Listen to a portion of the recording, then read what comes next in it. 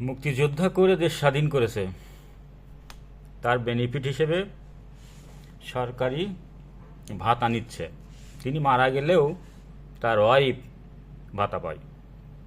পূর্বাঞ্চলে প্লট মুক্তিযোদ্ধা কোটা আছে, দিয়াবাড়িতেও কিন্তু মুক্তিযোদ্ধার কোটা আছে। আপনি যত রাজুকের উন্নয়ন প্রকল্প আছে, আবাসন প্রকল্প, প্রত্যেকটি জায়গায় কিন্তু মুক্তিযোদ্ধার কোটা আছে। চাকরিতে মুক্তিযোদ্ধার কোটা আছে। স্কুল কলেজে ভর্তি হবেন, মুক্তিযোদ্ধার কোটা আছে। ঠিক আছে, সমস্যা নাই তো, তারা অনেক কষ্ট করে দেশ স্বাধীন করেছে, মুক্তিযোদ্ধার কোটা থাকতেই পারে। এখন দেশ স্বাধীন হয়েছে অনেক বছর, বহু লিগাল মুক্তিযোদ্ধা মারা গেছে। এখন ম্যাক্সিমাম মুক্তিযোদ্ধা, তাদের যুদ্ধের সময় বয়স ছিল 8 বছর 12 বছর, ভুয়া মুক্তিযোদ্ধা এখানে ওখানে পলায় থেকে সার্টিফিকেট সংগ্রহ করছে। এই মুক্তিযোদ্ধারাই এখন বেশিরভাগই লাফালাফি করে। মুক্তিযোদ্ধাদের সম্পর্কে আমাদের কোনো অভিযোগ নেই। মুক্তিযোদ্ধার ছেলেদের কোঠা, তাতেও অভিযোগ নেই। মুক্তিযোদ্ধা কোটায় তার ছেলেরা চাকরি করতেছে, বাড়ি গাড়ি করতেছে, প্লট নিতেছে, সমস্যা নাই। রাজনীতিও করতেছে, অমুক মুক্তিযোদ্ধার ছেলে, ওনাকে এমপিতে দাঁড় করাতে হইব। সমস্যা হচ্ছে নাতিপুতি। আরে বাবা, কই তোর দাদা একটু মুক্তিযোদ্ধা করে গেছিল, দাদারে তো ঠিক মতো দেখছোস কিনা, ওষুধ খাওয়াইছিস কিনা, খেদমত করছো কিনা মনে হয় না। সেই তথ্য খুঁজে দেখলে দেখা যাবে তারা অবাঞ্ছিত ছিল, লাঞ্ছিত ছিল।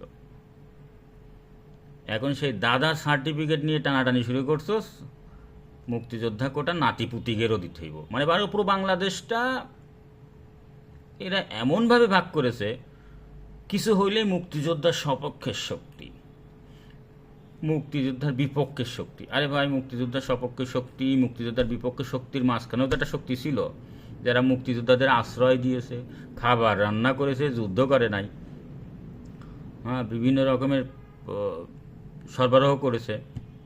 এখন দেখা যাচ্ছে কারোর হচ্ছে কিনে ভাইয়ের ছেলে যোদ্ধাতে গেছে, তার ছেলে নাই, মেয়ে, তার মেয়ের ঘরে যে বাচ্চাগুলো আছে তারা কি সপক্ষের না বিপক্ষের? এখন এক ভাই মুক্তিযোদ্ধা গেছে, এখন তার যে ভাই ছিল সে যুদ্ধে যায় নাই, কোনো এক কারণে অসুস্থ ছিল বা তার সেই সক্ষমতা ছিল না বা বয়স কম ছিল, তাদের ছেলেপেলে কি? সে তার মুক্তিযোদ্ধার ভাইয়ের কোঠা পাবে না? পাবে? মুক্তিযোদ্ধার ভাই স্বাস্থ্য চাষা গেছিল, কেউ না কেউ তো গেছিল, কারো না কারো ফ্যামিলি, প্রত্যেক গোষ্ঠীর থেকে কেউ না কেউ তো গেছিল। পুরো গোষ্ঠী তো আর মুক্তিযোদ্ধাতে যায় নাই, সেই ধরনের সিচুয়েশন তৈরিও হয় নাই। অনেকে ইন্ডিয়ায় ট্রেনিংয়ে গেছে, ফিরে এসে দেখে যে মুক্তিযোদ্ধা শেষ, তারাও কিন্তু বড় বড় মুক্তিযোদ্ধা। সমস্যা নাই, মুক্তিযোদ্ধাদের নিয়ে আমাদের কোনো কমপ্লেন নেই। যে যেভাবেই হোক চেষ্টা করেছে, যুদ্ধ করেছে, কষ্ট করেছে, তার পুরস্কার হিসেবে সরকার তাদেরকে ভাতা দিচ্ছে, বিভিন্ন সেবা দিচ্ছে, বিভিন্ন রকমের সুযোগ সুবিধা দিচ্ছে, তার ছেলেদেরকেও দিচ্ছে, কোনো সমস্যা নাই। এখন নাতিপুতিরাও যদি দাবি করে, তাহলে বাবা, প্রত্যেক মুক্তিযোদ্ধা পরিবারকে একটা করে থানা লিখে দেন, আর আমরা যারা মুক্তিযোদ্ধাও ছিলাম না, রাজাকারও ছিলাম না, আমাদের ছেলে মেয়েদেরকে ইউরোপ কানাডাতে পাঠাই দেন, ওরা তো ওদিকে চলে যাক, আর আপনারা আর রোহিঙ্গারা মিলেমিশে একসাথে দেশ চালান, অন্য কাউরে তো চালাতে দিবেন না। এখন সরকারের বিরুদ্ধে কিছু বলতেছি না আমি, এটা কারণ সমস্যা আছে, সরকারি দল করি, বেশি কিছু বলাও যাবে না। মানে যত দিন যাচ্ছে, যতই সরকারি দল করি না কেন, যতই দিন যাচ্ছে, আমাদের দেশের অবস্থা কিন্তু ভালো হচ্ছে না, দিন দিন খারাপ হচ্ছে। 500 টাকার বাজার করলে 2 দিন চলতেছে না। ভাতের পরিবর্তে যে আগে আলু খান, ভাতের উপর চাপ কমান, এই স্লোগানটাও এখন ব্যর্থ হচ্ছে। এখন ওই চালের চেয়ে আলুর দাম বেশি হয়ে যাচ্ছে। আর কয়দিন পর পর সিন্ডিকেটের ডিম বাড়াই দিচ্ছে দাম, পেঁয়াজের দাম বাড়াই দিচ্ছে। অথচ সরকারি কর্মকর্তা, এমপি, মিনিস্টার, যাদেরকেই ধরা হচ্ছে, হাজার কোটি, শত কোটি, কোটি কোটি লুটপাট, সচিব, প্রশ্ন ফাঁস, এই যে এত ইস্যু, একটার পর একটা ইস্যু, সে হলমার্ক কেলেঙ্কারির থেকে শুরু করে ডেস্টিনি কেলেঙ্কারি, শেয়ার মার্কেট কেলেঙ্কারি, এই সচিব সেই সচিব, এই আপনাদের কি আমাদের পুলিশ প্রধান ছিল বেনজির সাহেবের কেলেঙ্কারি, তারপর ভারতে পলাই গেল একজন, কি নাম ছিল ভুলে গেছি, কারণ কি আমাদের তো একটা ইস্যু, আমাদের যখন মশা এখানে কামড়ায় আমরা এভাবে ডলাডলি করি, মশাটা উড়ে যখন এখানে চলে আসে তখন এইটা ডলি, ওটা ভুলে যায়। তাই একের পর এক এত যে দুর্নীতি হচ্ছে, আমাদের ইন্টেলিজেন্ট, আমাদের এই যে বিসিএস ক্যাডারগুলা, হ্যাঁ, এই যে ব্যাংক, বাংলাদেশ ব্যাংক, এত ইন্টেলিজেন্ট, এত গোয়েন্দা, এত ডিবি, এরা কি করে? এ দুদক, এরা করার আগে ধরতে পারে না, যেই ধরে ফেলে কোনো কারণে, কোনো এক খুচরো পাপের কারণে, কারণ চোরের 10 দিন গৃহস্থের 1 দিন, এই চুরি করতে করতে করতে করতে তার ফল্টে, তার কেউ ধরে না, তার ফল্টে সে যখন ফেসে যায়, এবার সাংবাদিকগুলো ঝাঁপিয়ে পড়ে, হলুদ সাংবাদিকগুলা, তার এখানে 10টা বাড়ি আছে, ওখানে আছে, স্ত্রীর নামে এই আছে, শালীর নামে এই আছে, বান্ধবীর নামে এই আছে। আরে ভাইজানেরা, আগে কি আঙ্গুল চষো? যখন বানায় তখন কি আঙ্গুল চষো? ও একটা ধরে ফেললেই তখন তার 14 গোষ্ঠী উদ্ধার করে একবার পুরো সংবাদ একেবারে কি বলে নিউজ করে ফেলে, কি সুন্দর সুন্দর নিউজ। এর আগে কি করো? ধরার আগে একটা নিউজ করাই দাও, নিউজ করে ধরাই দাও যে এর এই ব্যাপার, এই ড্রাইভার ছিল, এই পিয়ন ছিল, এত টাকা এত টাকা, এত বাড়ি এত গাড়ি, এ বিদেশে তার ছেলে মেয়ে লেখাপড়া করতেছে, তার কোটি কোটি টাকার ইনকাম, দুর্নীতি করতেছে। চুতিয়া সাংবাদিকগুলা ওই ধরে ফেললে তখন যে সব কিছু বের করে, আগে সব কিছু বের করে ধরাই দাও, তা তো পারবা না। তা পুরো বাংলাদেশের অবস্থা এখন খুবই সংকটাপন্ন। আমরা যারা মধ্যবিত্ত ফ্যামিলি, অল্প বেতনে চাকরি টাকরি করে পুরো ফ্যামিলি মেনটেন করা খুবই টাফ হয়ে যাচ্ছে, এত পরিমাণ টাফ হয়ে যাচ্ছে বলার মানে পুরো টাকা খালি হয়ে যাচ্ছে বাজারে গেলেই, প্রত্যেকটা জিনিসের দাম বেশি। কিন্তু এটা কিন্তু পেঁপে, আমার বাড়ি যশোরের লোকরা যদি বলা হয় 60 টাকা কেজি পেঁপে কিনতে হবে, ও তো গলায় দড়ি দিয়ে আত্মহত্যা করবে, যে ভাই এ তো আমি ফ্রি খাই, 2 টাকা 3 টাকা 2.5 টাকা 5 টাকা কেজি, হায়েস্ট 10 টাকা কেজি পেঁপে হয়। আমার লাইফে জীবনে দেখি না 10 টাকা ক্রস করছে, সেই পেঁপে ঢাকাতে 60 টাকা কেজি। যশোরের লোক আত্মহত্যা করবে যদি 60 টাকা করে কেজি তার পেঁপে কিনতে হয়। আলু যখন ওঠে 10 টাকা কেজি থাকে আলু, এই 10 টাকার আলু 70 টাকা 80 টাকায় যায়, কেমনে যায়? কৃষক পায় 10 টাকা মাত্র, 12 টাকা কেজি পায়, এইটা 60-70 টাকা কে নিয়ে যায়? তাদেরকে ধরা যায় না, বা সরকারি ব্যবস্থাপনা করা যায় না টিসিবির মাধ্যমে, যে টিসিবি প্রচুর পরিমাণে এই জিনিসগুলো কিনে স্টোরেজ করবে, তারপরে যখনই দাম বাড়বে সেল দিয়ে দিবে, রাস্তায় বের করে দিয়ে তাহলে দ্রব্যমূল্য নিয়ে যায়। আর বাংলাদেশে তো সংকর জাতি, এদের তো কোনো জেনেটিক নাই, পরিচয় নাই।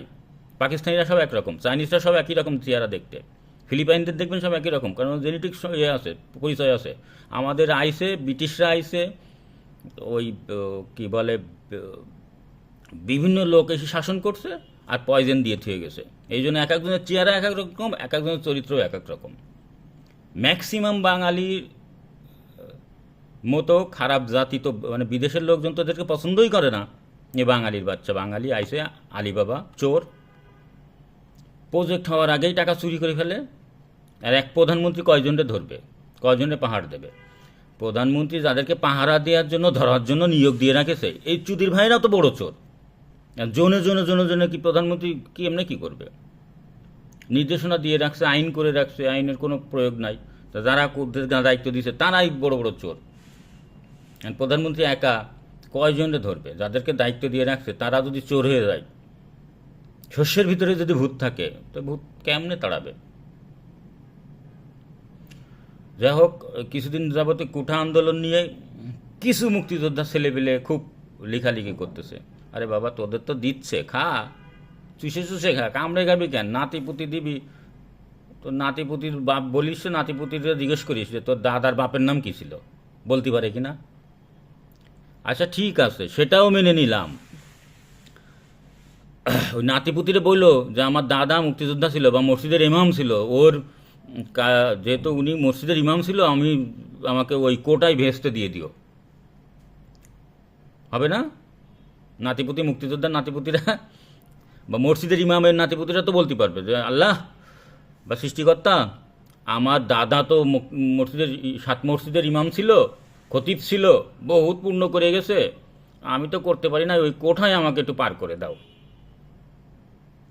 হবে?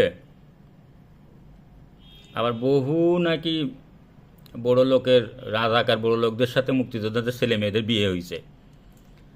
এখন এই রাজাকার আর মুক্তিযোদ্ধাদের শঙ্কর প্রজাতির লোক, এরা কোন কোটায় চাকরি পাবে?